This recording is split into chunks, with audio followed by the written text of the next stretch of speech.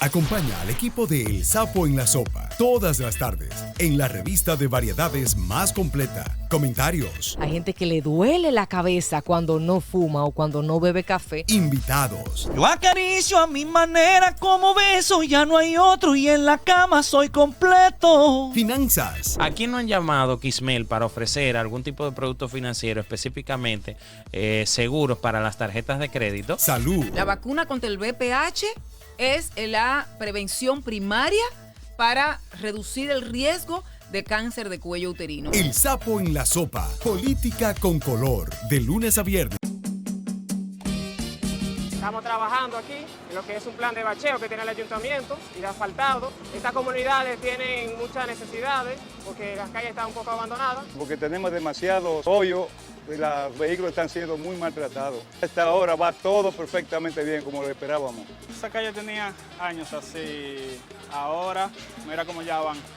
Excelente. Ya la ciudad que estaba envuelta en hoyos, ustedes pueden ver, están ya tapados los hoyos que lo han tapado nuestro alcalde. Nosotros los comunitarios nos sentimos orgullosos porque tan poco tiempo llamamos, nos cogen los teléfonos. Todo lo que se le pidió, él atado días y noches trabajando para resolver los problemas de nuestra comunidad. Prometimos que el cambio llegaría a Santiago. Santiago merece más y llegó su turno. La nueva historia inició. Juntos haremos de este municipio el primer Santiago de América. Santiago se transforma.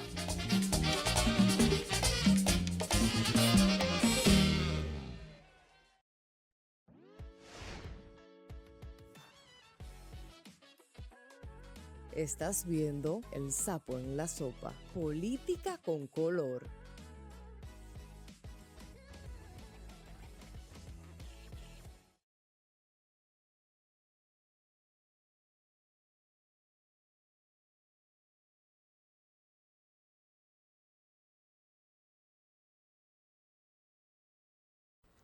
Gracias por permanecer en sintonía con nosotros aquí El Sapo en la Sopa. Una sapita de este lado para presentar a una persona que tenemos aquí, el doctor Eudes Espinal, especialista en columnas vertebrales. ¿Cómo está usted, señor Eudes? Bienvenido al Sapo en la Sopa. Hoy usted es el sapo. Wow.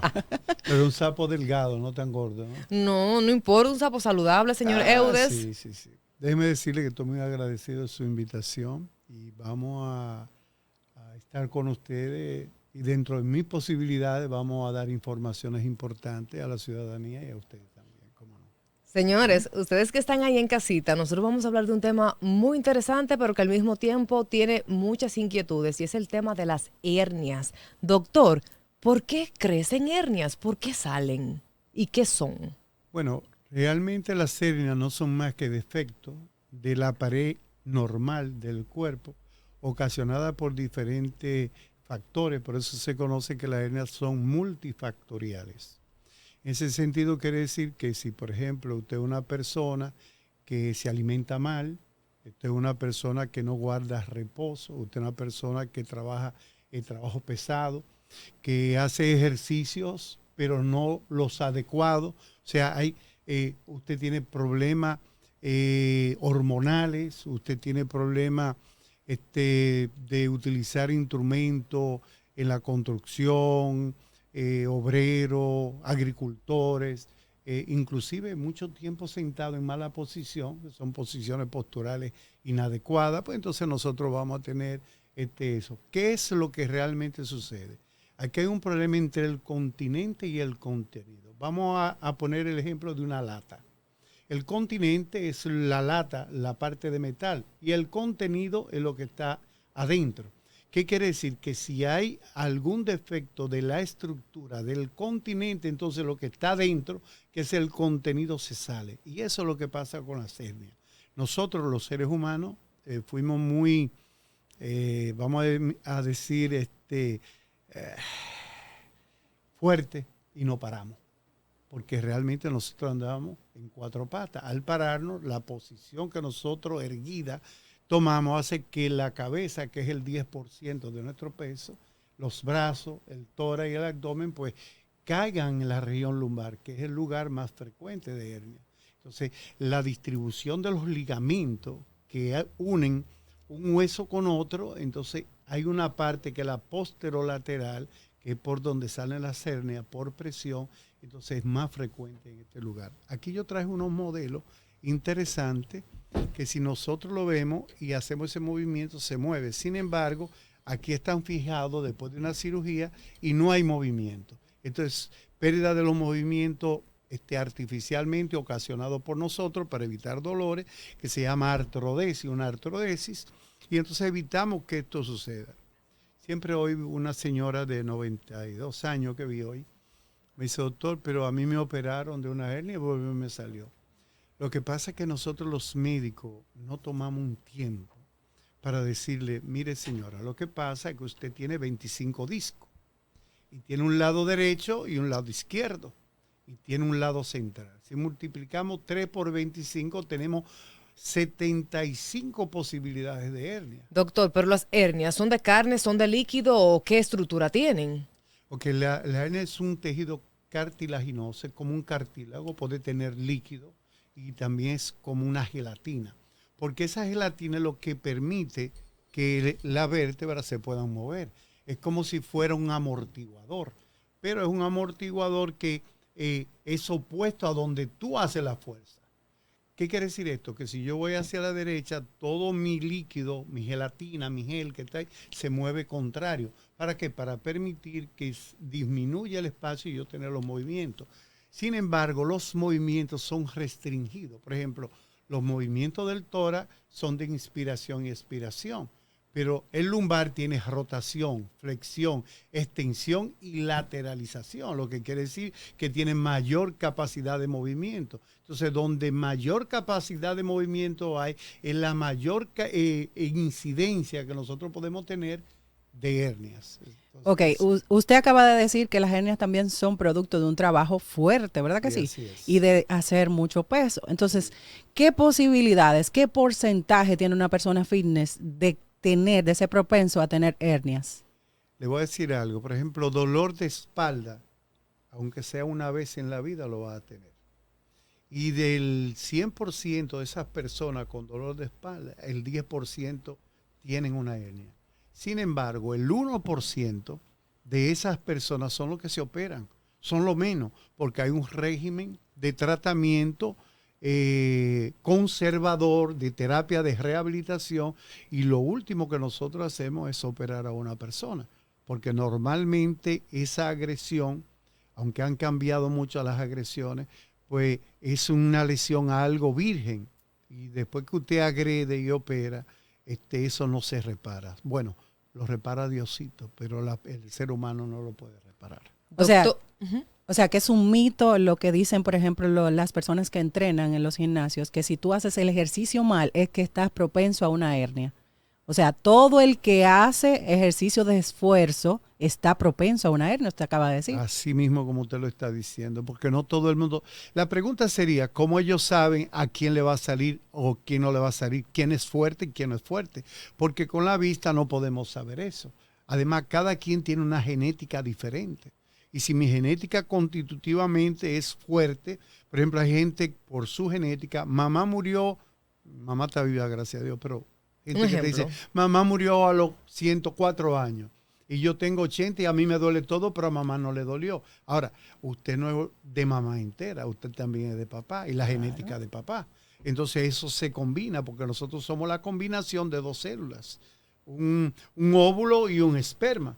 Y entonces depende, vamos a tener todo ese ADN que es lo que va a dar la constitución. Por ejemplo, ¿cuáles son los ejercicios que yo considero que nadie debe hacer? Hay unos que le llaman prensa, que es una cosa empujando unos pesos terribles. ¿Por qué? Porque las piernas tienen más fuerza que los brazos. Y entonces nosotros podemos aumentar un peso. Sí, pero eso no es controlado. ¿Qué está pasando con este disco cuando usted lo comprime? Y le está haciendo una carga axial que es en el sentido longitudinal.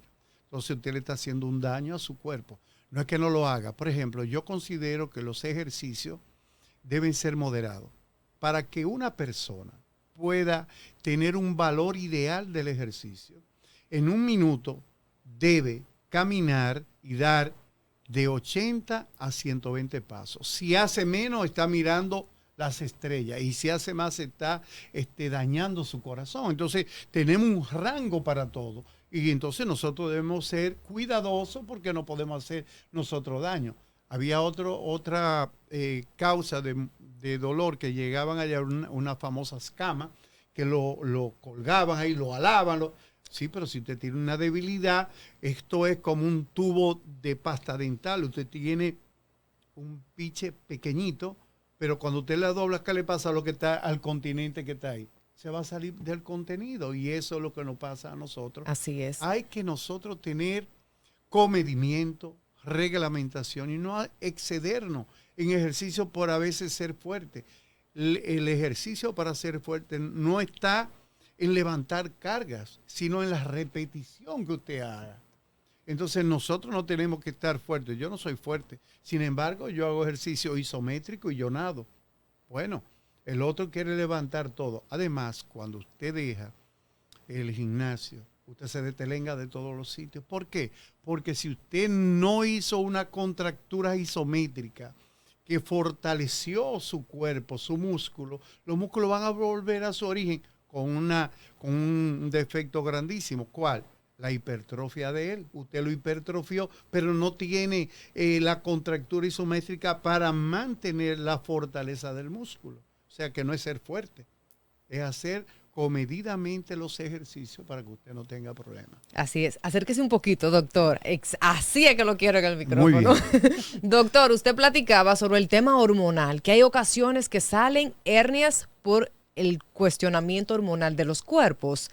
¿Por qué se produce este funcionamiento y esas hernias hormonales pueden operarse? Bueno, no son hernias que tú digas, bueno, hormonal. Lo que pasa es que ese es un factor. Por ejemplo, vamos a poner un ejemplo. Aquí están ustedes. Ustedes son dos personas hormonales.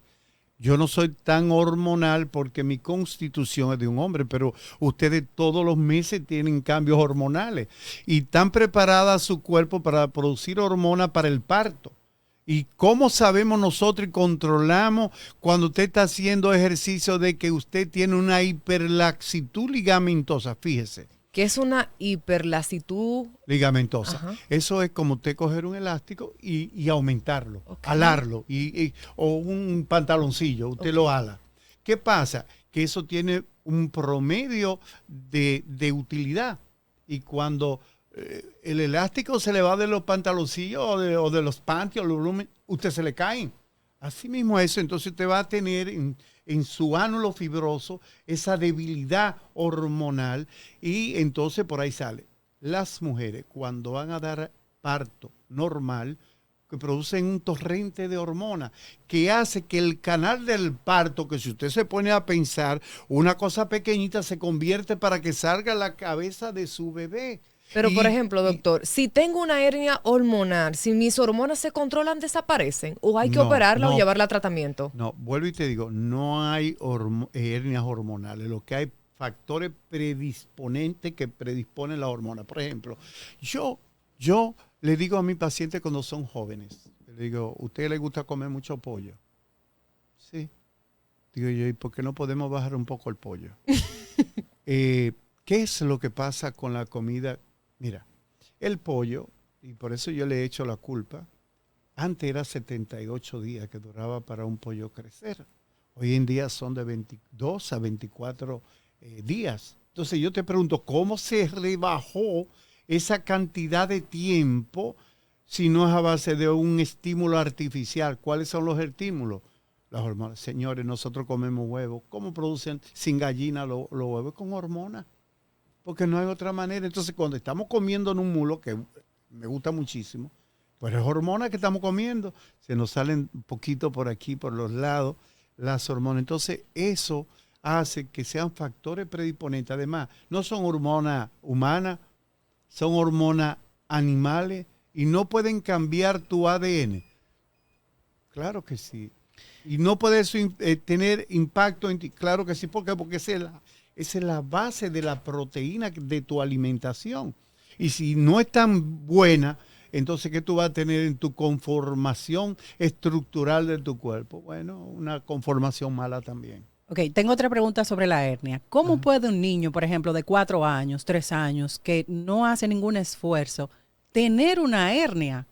¿Cómo se da este factor? Bueno. Porque ya usted ha mencionado varios factores, como el hormonal, el esfuerzo. ¿Cómo puede un niño entonces, que no cumple con estos factores, que no está dentro del rango de esos factores, tener una hernia, por ejemplo? Mira, a la edad temprana es muy difícil tener hernia, porque recuérdate, hay mucha gente que me dice, doctor, yo comencé a sentirme viejo cuando yo tenía 30 años.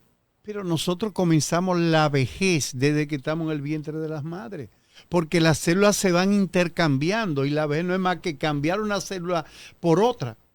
¿Qué es lo que pasa con la vejez? Que las células que intercambiamos al final de la jornada no son de calidad. Al no ser de calidad, entonces no reemplazamos una célula buena por una célula buena, sino una célula buena por una mala. Entonces, ¿qué se queda en nuestro cuerpo? La que es de recién constitución. ¿Cuál es? La mala. Y por eso nosotros envejecemos. Nos salen arrugas, nos sale canas, se nos cae el pelo, pero eso es el envejecimiento. Hay una teoría que se llama la teoría de las telomerasas. Y esa teoría se aplica a eso. ¿Qué pasa? Que no se renueva. Al no renovarse, pues entonces nos vamos poniendo viejos. En los niños, regresando a tu pregunta, es muy raro. El niño más joven que yo he tenido con una hernia, una sola, una niñita obesa, hija de una amiga, que me la llevó y tenía una hernia. La manejamos conservadoramente, pero su dolor viene, su dolor va, y se ha quedado con su hernita y no la hemos querido operar. Hoy en día tiene ya 16 años. Tenemos 6 años dándole seguimiento, no haga esto. Es un poco incómodo a un muchacho tú ponerlo en dieta, porque sí yo creo que como es multifactorial, ahí está la parte hormonal, una hembrita, pero también está, porque ella menstruó muy, muy temprano. Yo digo que los pollos también tienen que ver con eso, a los 8 años, y tenía unos senos voluminosos y una gordura que tú decías, Dios mío, ¿de dónde sacaban esta niña? Bueno, yo tengo un nieto que tiene tiene ahora 12 años, muchacho nació de 1,5 libras. Parece que lo hemos cuidado bien. Y hoy tiene 145 libras y es casi de mi tamaño. Entonces, ¿qué quiere decir? Que las hormonas también tienen que ver. Y cuando él estaba debatiéndose entre la vida y la muerte, a él lo que le poníamos era hormona. Ahora, esa hormona, ¿cuántos años después se han reflejado? Porque yo no te voy a decir que porque tú te comas un pedazo de algo, inmediatamente te va a pasar eso. La constancia. Recuérdense que la comida y la proteína más barata que nosotros tenemos, ¿cuál es? Es el pollo, el huevo, la carne. Por eso en una casa pueden comer pollo 3 veces a la semana, mínimo, pero también le dan su huevito. Así es. Doctor, ¿por qué no todas las hernias se operan? Bueno, lo que pasa es que la sintomatología de cada quien es diferente y el lugar donde ellas salen es diferente. Y hay personas que se ha visto en estudios multicéntricos de hernia muy grandota que el cuerpo la elimina. Sin embargo, aquella pequeñita, el cuerpo no la elimina. ¿Y cuál de las dos duele más? La chiquita y no la grande. Entonces tú dices, pero ¿cómo es esto? Bueno, es un asunto que se trata el ser humano y las investigaciones de dar con esta teoría de que por qué las grandes se pueden usted dar un tratamiento conservador y manejarse. La Organización Mundial de la Salud tiene una escalera del manejo del dolor, que quiere decir que primero es reposo, después terapia, después bloqueo, después cirugía percutánea mínimamente invasiva, después cirugía invasiva, después fijación, artrosis, hasta llegar a lo último, porque usted no puede invertir la escalera porque el paciente diga, tengo dolor. Y el dolor se puede manejar. Lamentablemente todavía no podemos nosotros determinar qué grado de dolor, pero sí nosotros podemos, por una escala que se llama escala visual análoga, de decirle al paciente, mire, del 1 al 10, ¿cuál es su dolor? Todo el mundo tiene dolor diferente, pero nosotros sabemos, le decimos, bueno, ¿usted ha llorado con su dolor? Sí, ya es una persona que tiene 10 sobre 10. ¿Usted ha llorado? No, pero se me han salido las lágrimas, entonces usted tiene 9 sobre 10. Y así sucesivamente, porque lo que se opera no es la hernia. lo que se opera es la sintomatología y el dolor y la limitación que esta produce. Entonces, consecuencias de permanecer con una hernia, ¿cuáles son? Aparte del dolor, obviamente, que usted acaba de mencionar. Bueno, dolor es lo único. Es lo único. Lo único que tenemos con una hernia es el dolor y las limitaciones que pueden ser neurológicas. ¿Cuándo hay una limitación neurológica? Cuando yo traje esto para que ustedes vieran y le puse 2 calimetes. Aquí lo puede poner en el frente, exacto. Okay, vamos a ponerlo aquí. Exacto, ahí la gente puede Esto, ver. ¿verdad? Y le puse estos rojos que fui a un sitio que venden ahí. Sorbete. Cogí uno ahí y le puse eso. Tú puedes ver, eso representa el nervio. Pero las hernias salen básicamente aquí detrás. Si la hernia toca el nervio, usted va a tener la sensación de calambre, adormecimiento, dolor, sensación de quemazón, no puede dormir, no puede caminar, no puede estar sentado, no puede estar parado y puede tener hasta la sensación de náusea, porque la gente entiende que el cerebro solamente está en el cráneo, en la cabeza, pero la médula espinal, donde salen los nervios, hasta donde salen las raíces, toda la columna vertebral es parte del cerebro, del sistema nervioso central. Doctor, ¿qué ustedes hacen con un paciente que tenga hernias y que al mismo tiempo tenga desgaste? Bueno, es que el desgaste es una enfermedad degenerativa del disco. Y la hernia se produce porque colapsa el nervio, el espacio discal. Al colapsar, expulsa un pedazo de disco. Y entonces, una consecuencia trae otra. También hay muchos casos de que el disco degenera y entonces esta parte gruesa de aquí carga el 80% de nuestro peso. Y esta parte de aquí atrás carga el 20% de nuestro cuerpo. ¿Qué sucede? Que si esto colapsa, mira, así, ¿ves? Así, así.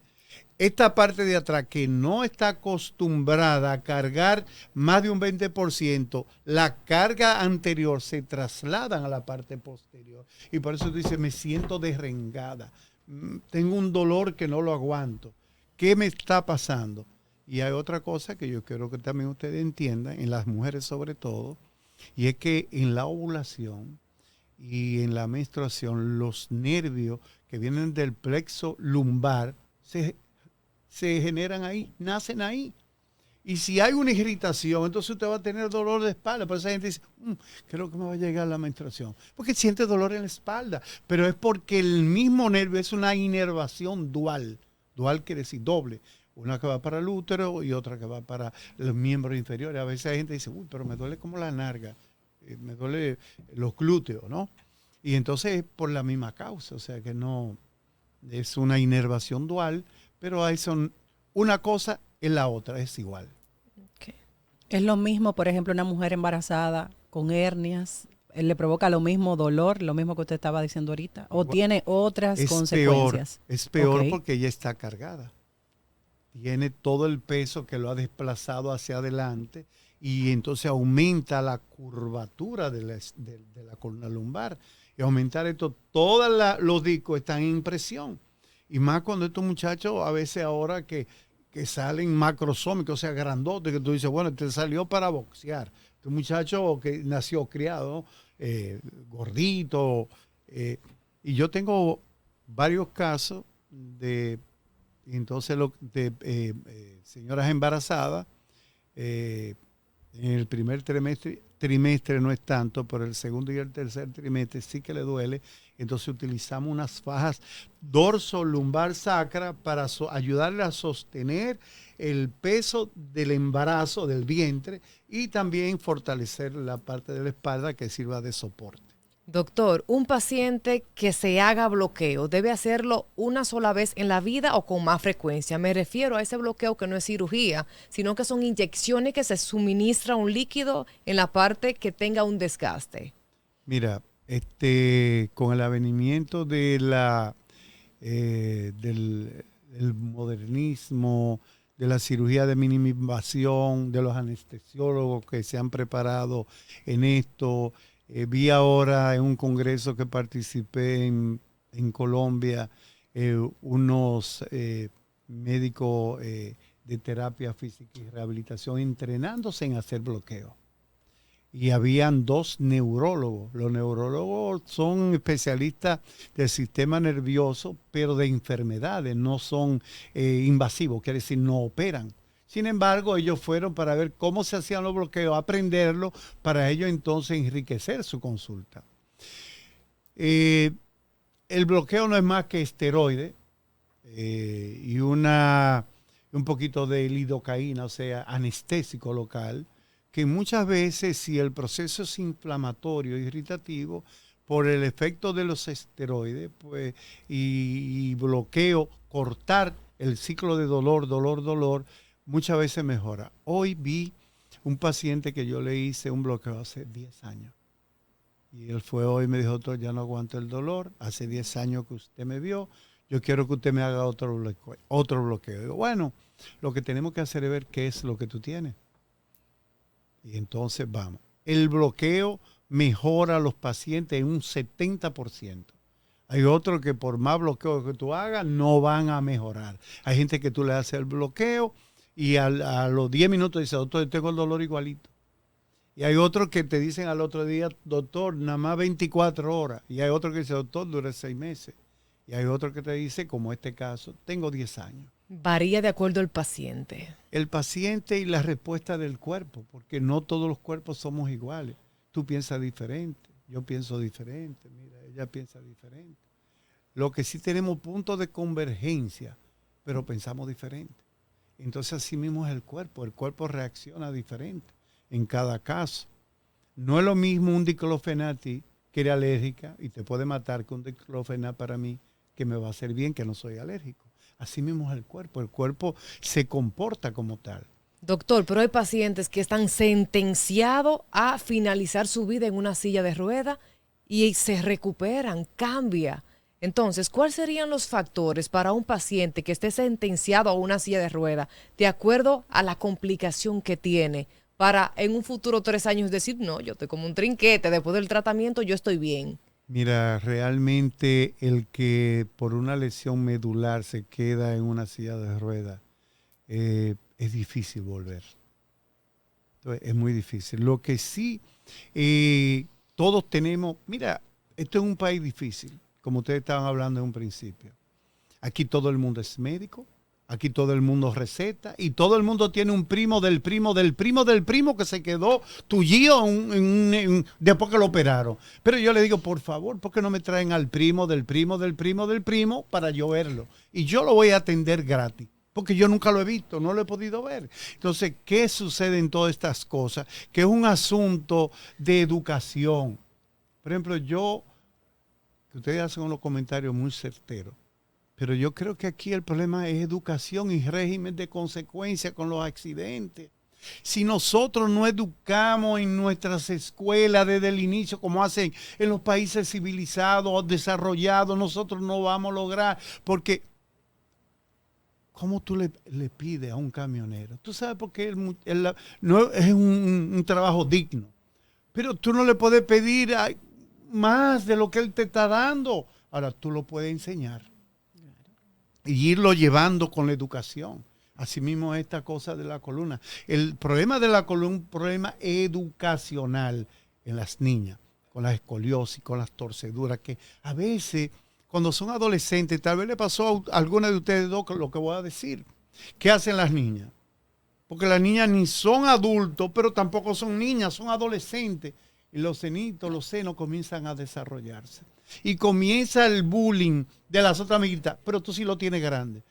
Y entonces, ¿qué hacen las niñas? Que hacen este movimiento, se encorvan y entonces su columna adopta una posición o una postura inadecuada. Y eso le pasa a los niños también. O sea que, lamentablemente, yo creo que nosotros tenemos que seguir luchando con la educación, con los regímenes de consecuencia. Por ejemplo,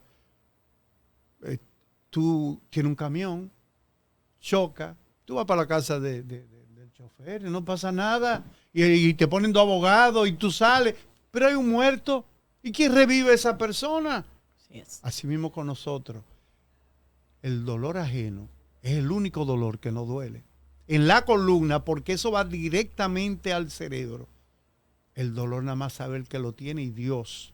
Pero después ni siquiera nosotros que vemos los pacientes lo sabemos, lo podemos imaginar. Sin embargo, tenemos el doctor de la familia que nunca fue a ningún lugar y entonces te dice, no, porque el primo mío, del otro primo mío, está en una silla de ruedas porque un médico, porque tampoco se sabe cuál es el médico que lo operó, un médico lo operó y lo dejó en paralítico. Le hizo una mala práctica, ¿verdad? Entonces, doctor, hablando de educación y de que aquí todo el mundo prácticamente sabe un chin de cada cosa, como dice usted, aquí todo el mundo sabe de todo y quiere dar opinión de todo. ¿Es mito o verdad que las cirugías plásticas tienen que ver con hernia? ¿Mito o realidad?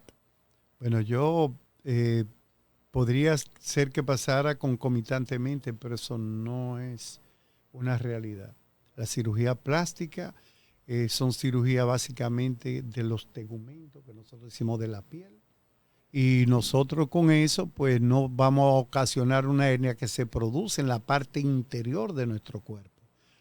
Lo que sí usted puede tener es que tal vez lo operen de los senos y uno mire para Samaná y el otro mire para Montecristi. Eso puede ser cuando no haya preparación.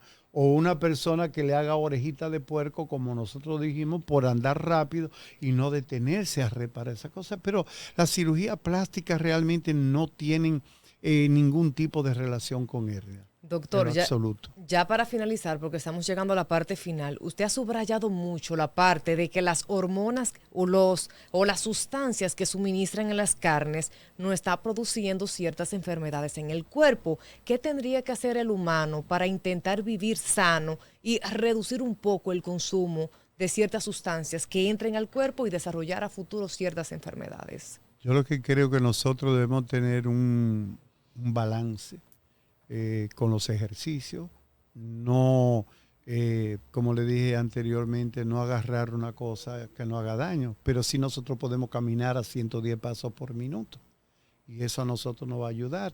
Y las sustancias extrañas que nosotros tenemos en el cuerpo, pues podemos con el metabolismo acelerarlo, entonces eliminarla por el sudor, aumentar el tránsito intestinal, aumentar los filtrados de los riñones y entonces nosotros mejorar en ese sentido. Básicamente si usted ve que usted está teniendo dificultad y mi mamá tiene eso, mi hermano tiene eso, entonces mirar y cambiar carne animal por carne vegetal. Ahí tenemos la berenjena, que antes a mí no me gustaba y cuando yo veía eso en la mesa, yo me quería morir. Sin embargo, ahora es mi debilidad. Es cierto. Entonces, nosotros, ¿por qué no lo hacemos? No quiere decir que no vayamos a comer carne animal, pero podemos limitar. Si comíamos 4 veces, vamos a comer 2. Si comíamos 5, vamos a comer 3. Porque lamentablemente en nuestro medio, y nosotros que somos una isla, que por donde quiera el pescado es lo menos que comemos. Sin embargo, es más saludable el pescado que el pollo. Pero es la educación, ¿no? Doctor, ya nosotros hemos llegado a la parte final, donde usted se encuentra ubicado, consultas, horarios y nueva ubicación. Sí, muy bien. Mira, yo estoy en el HOMS, en el Hospital Metropolitano de Santiago, en el consultorio 520. Yo trabajo ahí de 8 de la mañana a 12 del mediodía. Y en San Francisco de Macorís, en el Hatma Medical Center, que es un hospital de alta complejidad y medicina avanzada, pues lo hacemos desde las 2 de la tarde hasta las 6 de la tarde. Entonces ahí estamos. Estamos a la orden ahí y esperamos que volver con ustedes algún día de esto. Doctor Eudes Espinal, muchísimas gracias por estar en El Sapo en la Sopa. Gracias por aportar de sus conocimientos. Yo sé que todas las personas que nos vieron en el día de hoy tienen el corazón dispuesto a recibir todas esas sugerencias que usted le acaba de dar en el día de hoy. Y mi proclama un sapo.